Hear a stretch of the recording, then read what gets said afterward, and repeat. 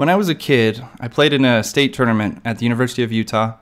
I was in 6th grade, and I did pretty well, except I lost one game. And I lost it to a really stupid chess trap that I had never seen before. And I made my move too hastily, did the tempting thing, and ended up being a huge blunder. And I lost that game, which lost me the chance to win the tournament. And I've been seeing this attack, this stupid chess trap, a lot recently on chess.com and other chess apps that I play. I see a lot of people try to do it.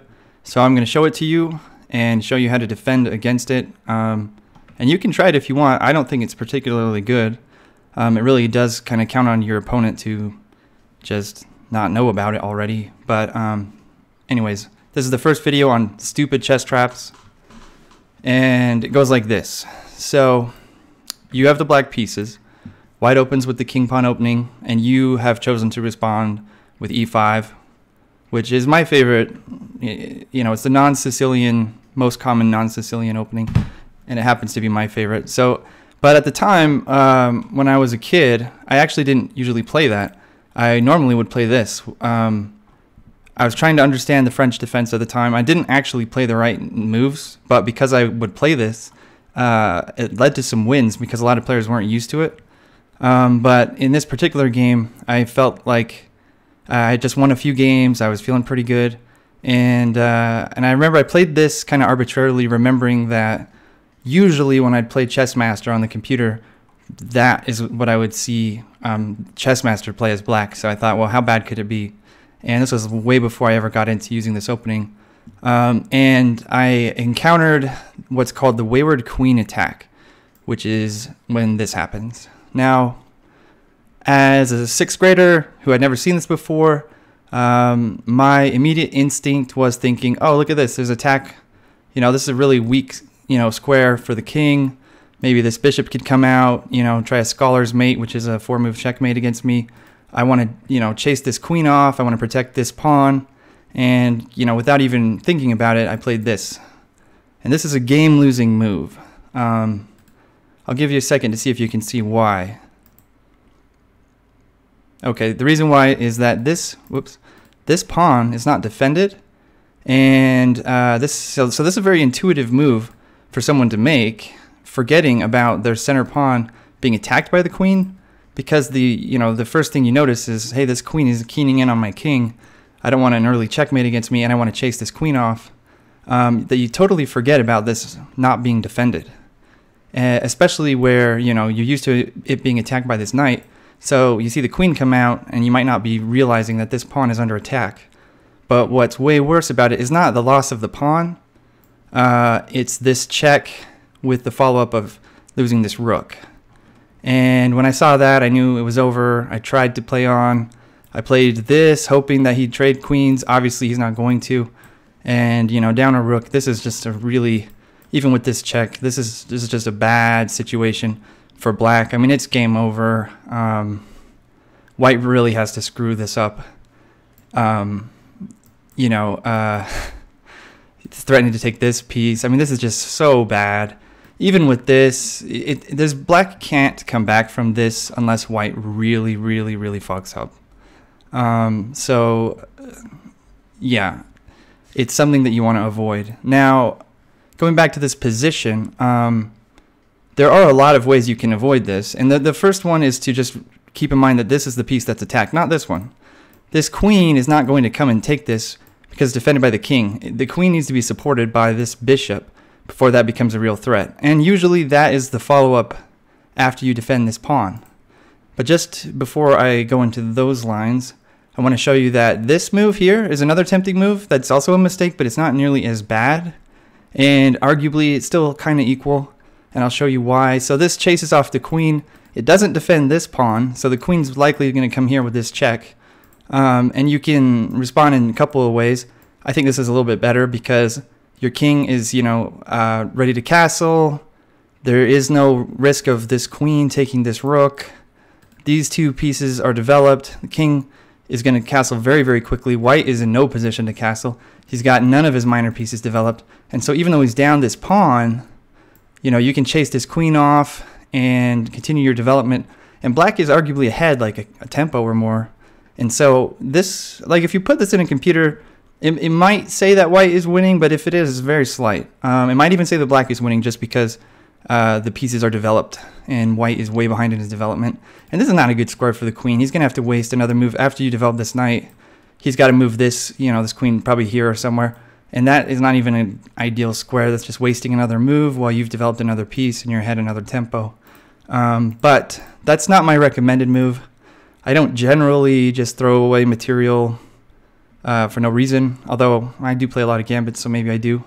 Well, I always have a reason. But my recommended move here is that to develop the knight. I'm a big fan of getting your minor pieces as developed as quickly as you can, getting ready to castle so you can build your attack. These minor pieces are the key to, the beginning and middle of the game. A lot of times that is what is going to win the game and determine the game, way more so than your rooks. So this develops this piece. This has the benefit of defending this pawn. In fact, I learned how to do this in green now. So now it's a happy pawn. So that's not a threat. This is still not a threat because, like I said, queen can't attack alone. You've developed this piece. But it's important to keep in mind, though, that this can develop very easily into a scholar's mate situation, which is the 4-move checkmate. I talked about it in a different video. But the idea of it is essentially using the queen and this bishop usually to attack this square, which is the king's most vulnerable pawn protector. And so a lot of times when you play this move, what I've been seeing players play that play this wayward queen attack is they'll bring this bishop out to here, and that's threatening checkmate. And if you're a casual player that's used to playing the 2 knights defense, which is a really good defense most of the time, you might overlook this by mistake, and you might play this knight to here thinking, I'll kick the queen out, I'm defending this pawn, I've got these 2 knights developed, I'm doing pretty good, but then you're dead. So it's important to keep in mind that you now have to chase off this threat. There's a few ways to do this, but I'll recommend that this is going to always be fine. My instinct was good as a kid. This is a fine move at defending this diagonal and chasing off this queen as long as this pawn is not under attack, as long as it's defended. Because this queen here with this check and this diagonal, that's deadly. But when that's taken away, now the queen has to retreat. You can fianchetto this bishop, which is a way of developing it. It's not my favorite way, but it's not bad. And it certainly would add another support on this center pawn, potentially attack it on this diagonal.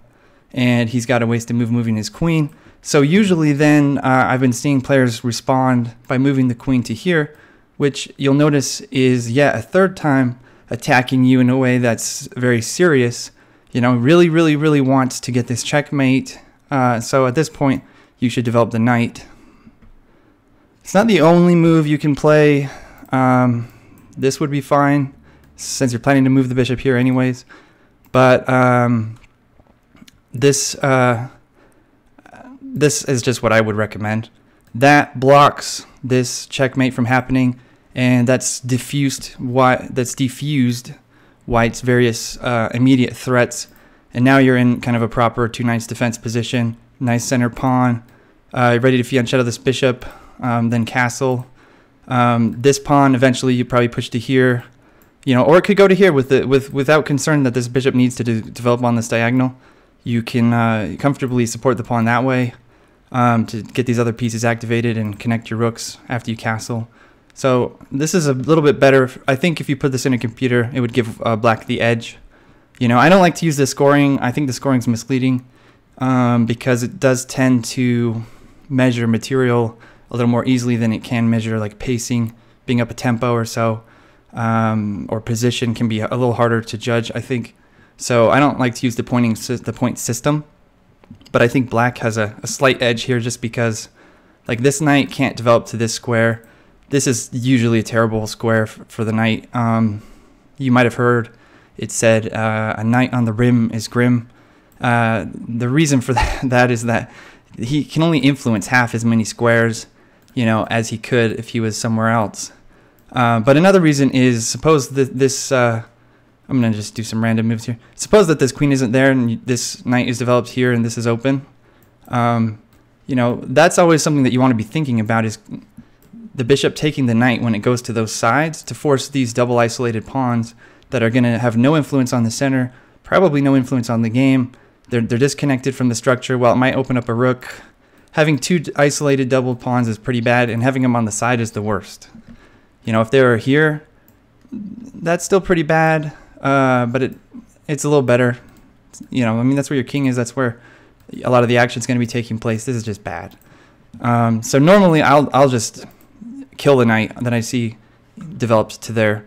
But that's neither here nor there. The important points in this video are, when you see this wayward queen attack happen, immediately realize that this person's going to try to checkmate you. But before that, if you know what they're hoping that you're going to play is this, you can't play that, because that is going to be very bad for you.